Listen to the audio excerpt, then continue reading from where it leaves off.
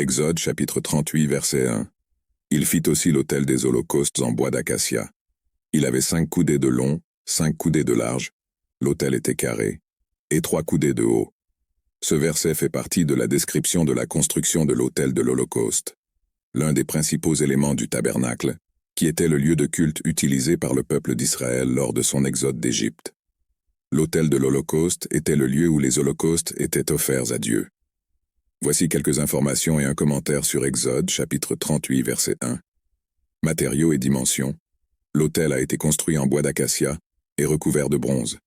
Il avait 5 coudées de longueur, 5 coudées de largeur et 3 coudées de hauteur.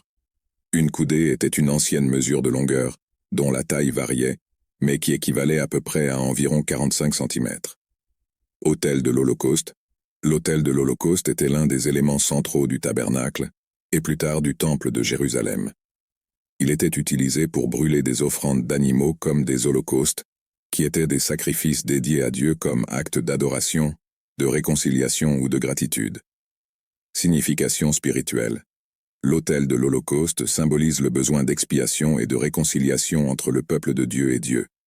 Les holocaustes offerts sur l'autel indiquaient l'œuvre future de Jésus-Christ comme le sacrifice parfait et définitif pour l'expiation des péchés.